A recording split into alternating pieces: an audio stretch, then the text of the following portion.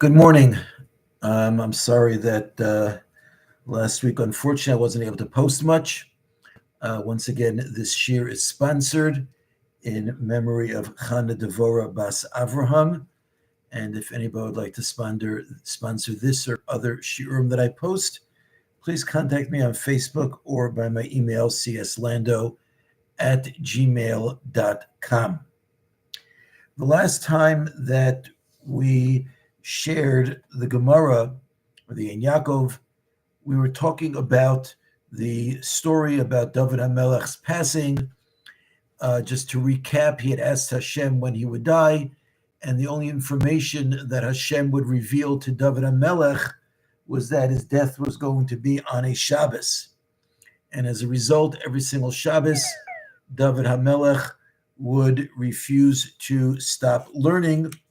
And on the day that he was destined to die, and he wouldn't stop learning, the Malach HaMavis, the angel of death, created a disturbance which caused Dovid HaMelech to exit the room he was learning and go outside and see what the disturbance was. And he was on some steps, and the step gave way below him. And in his surprise, he stopped for a moment learning. And at that point in time, the Malach HaMavis had the ability to end Dovid HaMelech's life. That was the story again, as we read last week. I just want to share a couple of insights into this story. First of all, Rav Kook points out that the death of a person comes because of two reasons. Number one is a reason that is rooted within the natural world, within the world of science, that at some point in time, a person's body just gives out and can't go on any longer. The second reason, Rav Kook says, is that at a certain point in time, the spiritual growth of a person that he is able to accomplish within this world, he's reached his limit. And therefore, in order to continue his spiritual growth, he has to leave his existence within this world and move on to a higher spiritual plane. And Rav Kook explains that if the person is involved in toiling in Torah, it protects him on both ends. Number one, he says that the spiritual joy that a person is receiving from his Torah study, that will give strength to his physical body. And therefore, even though his physical body might be at the end of its limits from a scientific standpoint, but it can give him the ability to continue his existence within this world.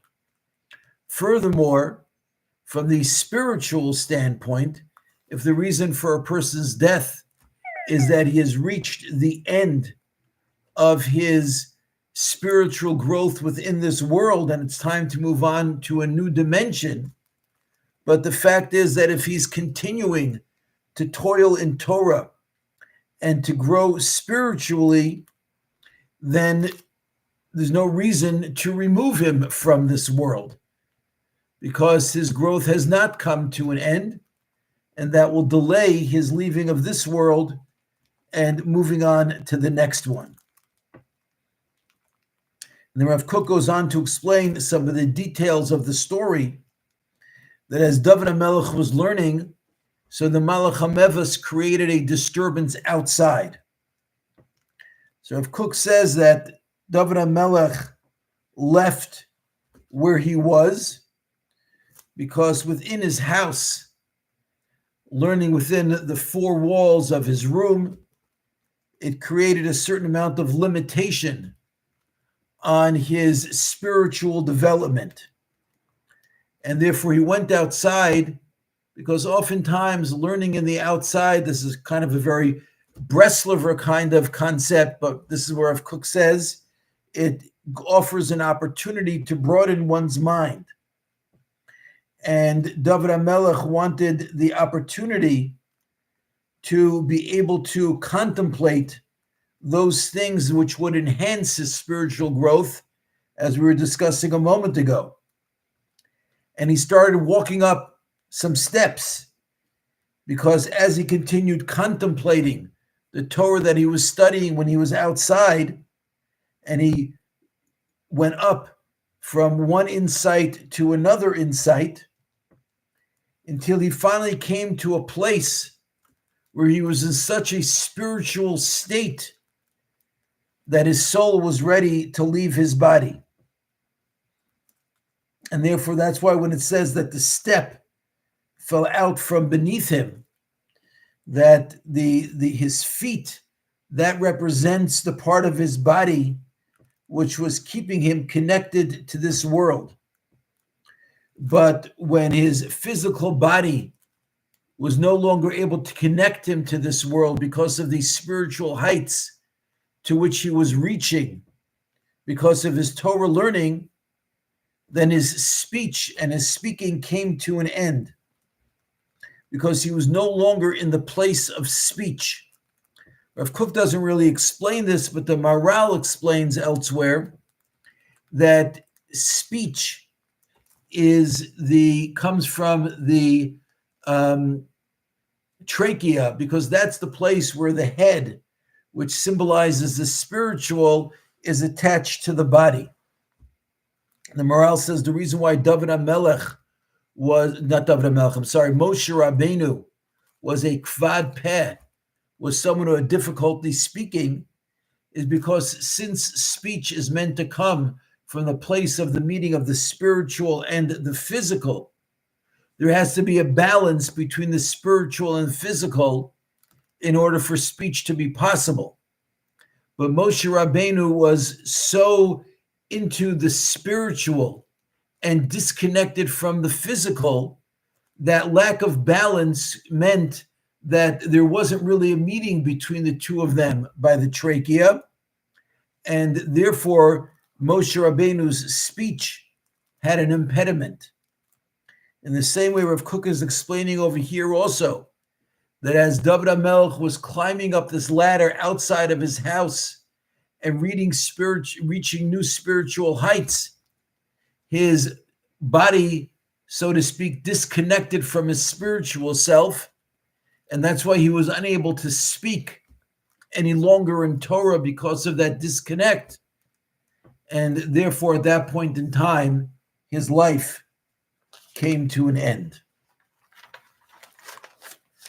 The Shloah HaKadosh suggests that what Dovid HaMelech was studying was Mishnah.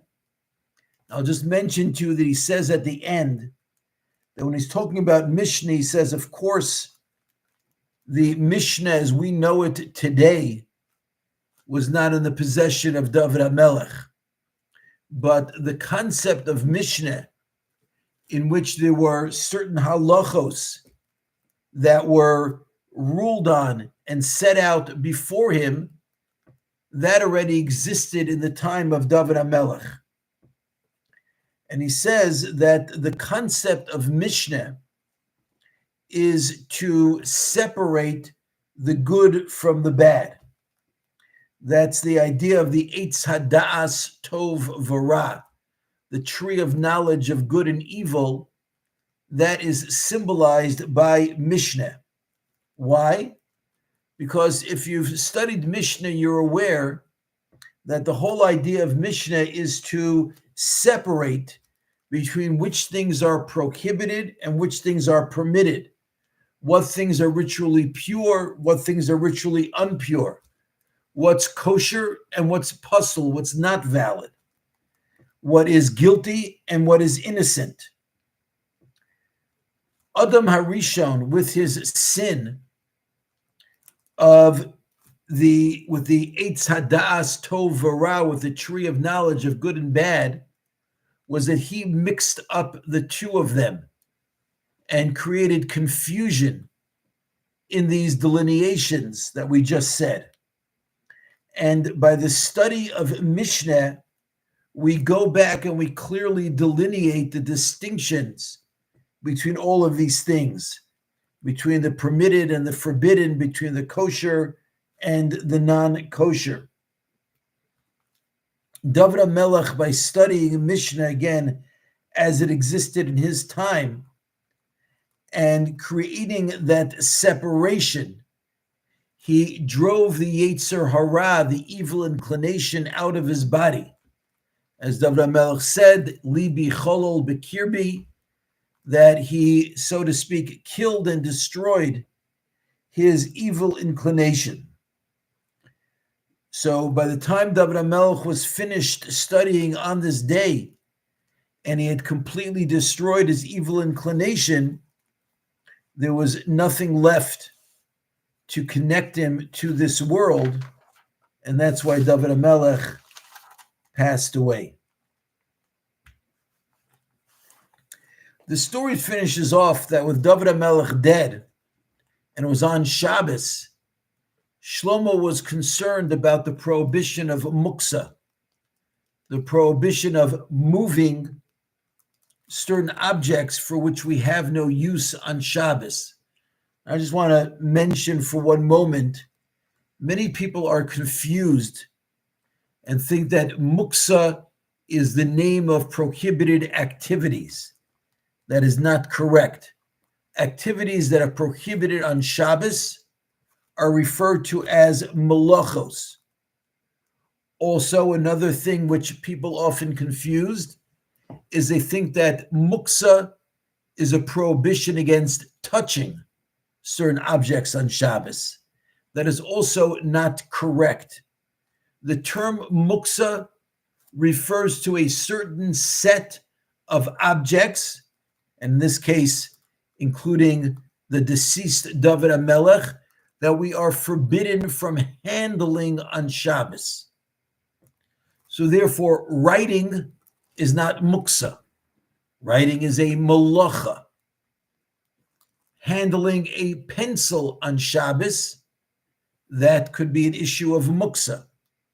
But touching a pencil on Shabbos without moving it, that's nothing. That is a meaningless act and has no prohibition attached to it whatsoever.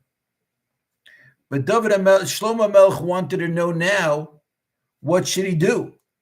So Shalach Shlomo lebei midrasha. So Shlomo sent two questions at the same time to the Beis Medrash.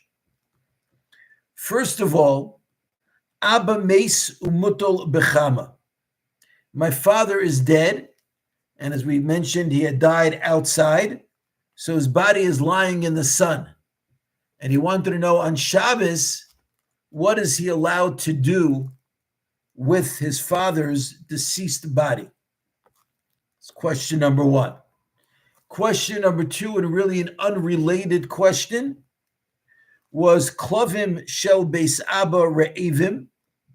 The dogs of my father's household are hungry, and whatever he ran out of Alpo.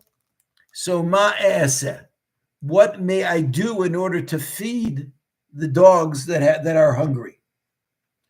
So Sholchule, they said to him, first of all, chatoch nevela v'hanach lefnei haklovim, that if you have any dead meat, animals that had died, you can chop them up on Shabbos and feed the dogs.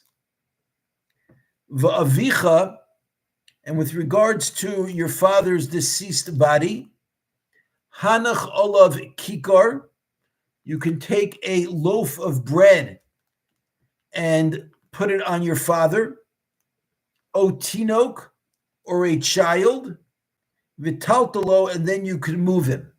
Meaning you should not move your father, his deceased body by itself on Shabbos, but if you're using his body to move something which is not muksa, and again we defined muksa a few moments ago, then you can move his body on Shabbos. Now interestingly, you're going to notice that to us, we might have thought that the question about what to do with the body of his deceased father was a much more important question to be answered than feeding the dogs. And Shlomo HaMelech asked the question about his father before he asked the question about feeding the dogs. Yet when the Bezdin answered him, they answered him first about the dogs and then about his father. Because as the Gemara points out now, V'lo Yafa Amar Shlomo, didn't Shlomo HaMelech correctly say, Ki lekelev chai tov min ha'aryeh hames, that a living dog is more important than a lion, referring to his deceased father who has passed away. And Rav Kook points out over here also that if you're looking in a superficial manner, you would say, well, of course, the king is more important than dogs, even if the king is dead. Rav Kook says, you see from this Gemara that the opposite is true.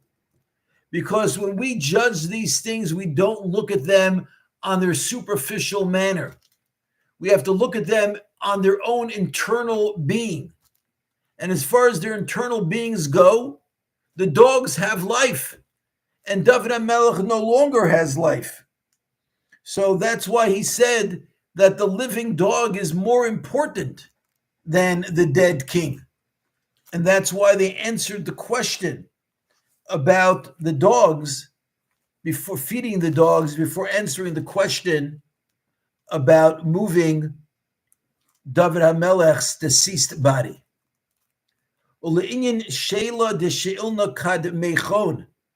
with regards to the question that the Gemara had posed before it told us this whole story,